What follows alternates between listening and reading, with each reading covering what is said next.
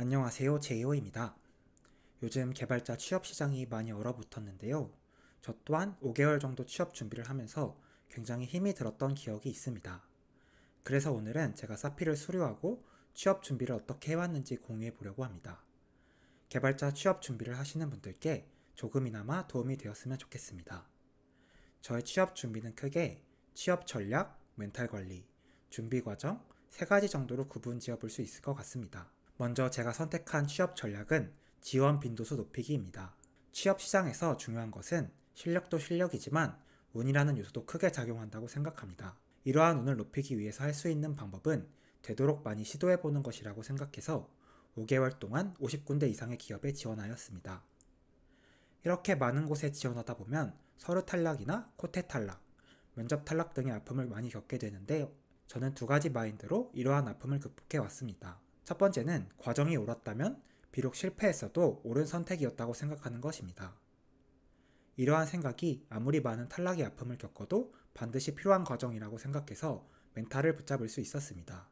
2번째는 자기 자신을 조금 더 믿어주는 것입니다. 저는 제게 주어진 환경에서 나름대로 최선을 다해서 노력하고 있었고 그러한 노력이 언젠가 빛을 발할 것이라고 스스로를 다독여 주었습니다. 이렇게 멘탈 관리를 하면서 5개월 동안 했었던 취업 준비 활동으로는 크게 6가지가 있습니다.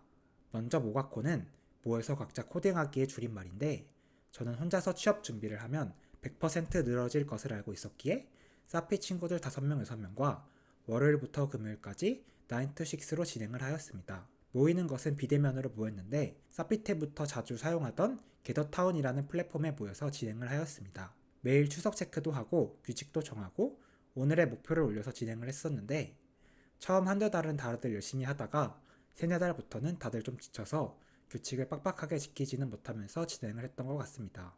2번째로 한 활동은 프로젝트 리팩토링입니다.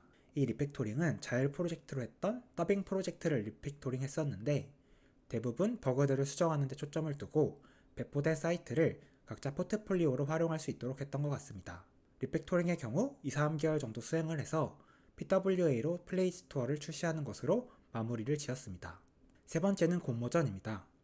사피 친구들 6명과 관광 데이터 활용 공모전에 나가서 어몽 어먼스라는 한 달 살기 서비스를 출시했는데요.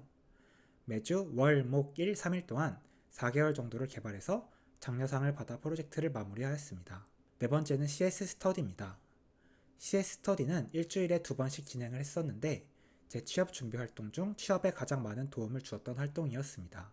저희 스터디는 실제 면접을 보는 것과 같은 방식으로 진행을 했었는데 한 사람당 3개씩 다른 사람으로부터 질문을 받게 되고 3개의 질문에 대한 답변이 끝나면 답변의 어떤 부분이 좋았고 어떤 부분은 고쳐야 할 것 같은지 서로 피드백을 해주었습니다. 여기서 실제 면접처럼 진행하기 위해서 3개 질문에서 꼬리 질문을 해서 조금 더 깊이 있는 내용까지 알고 있는지 체크하기도 하고 질문을 한 사람이 원하던 답변이 있었는지 물어보면서 스터디를 진행하였습니다. 이렇게 스터디를 하니까 실제 면접에도 도움이 많이 되었고 답변을 못한 질문에 대해서는 질문자가 설명을 해주거나 같이 공부를 하는 방식으로 진행을 해서 실제 CS 지식 습득에도 큰 도움이 되었습니다. 5번째는 알고리즘 스터디입니다. 알고리즘 스터디 같은 경우에는 일주일에 3문제를 풀어오는 방식으로 진행을 했는데 예전 알고리즘 스터디에서 일주일에 3문제를 풀어오라고 하면 몰아서 풀다가 못 푸는 경우도 많았기 때문에 월, 목, 토라는 요일을 정해놓고 한 문제씩 문제를 풀어오는 방식으로 진행을 했습니다. 알고리즘 스터디 같은 경우에는 따로 모여서 피드백을 진행하진 않았고 모르는 문제가 있으면 그냥 개인적으로 물어보거나 어떻게 풀었는지 궁금하면 CS 스터디 시간에 같이 물어보는 방식으로 진행을 했습니다. 그리고 강제성을 부여하기 위해서 한 문제를 못 풀어올 때마다 밥 사주기라는 규칙도 정했습니다. 마지막 6번째는 자소서 쓰기와 면접입니다. 취업 준비 과정에서 제일 어려웠던 부분 중 하나가 자소서 쓰기인데요. 저는 고빈도 전략을 추구했기 때문에 많은 자소서를 쓰는 것이 상당히 힘들었던 것 같습니다. 이러한 어려움을 극복하기 위해서 일단 제가 가지고 있는 생각이나 경험은 달라지지 않기 때문에 기존 자소서를 노션에 정리해놓고 최대한 재활용하면서 자소서를 썼습니다. 면접 준비 같은 경우에는 사피 취업 컨설턴트님한테 해당 기업 면접 자료가 있으면 요청을 드려서 준비를 했고 또 같은 기업에 붙은 친구가 있으면 그 친구와 모의 면접을 해주면서 면접 준비를 하였습니다. 이렇게 제 취업 준비 과정에 대해서 공유를 해봤는데요. 저 같은 경우에는 취업 준비를 하면서 굉장히 많이 멘탈이 깨졌었는데 이런 환경에서 본인을 탓하기보다는 본인을 위로하면서 취업 준비를 하셨으면 좋겠고 여러분 한 분 한 분이 굉장히 소중한 존재임을 잊지 않으면서 조금 덜 괴로운 준비 과정을 보내셨으면 좋겠습니다. 2023년 너무 고생 많으셨습니다.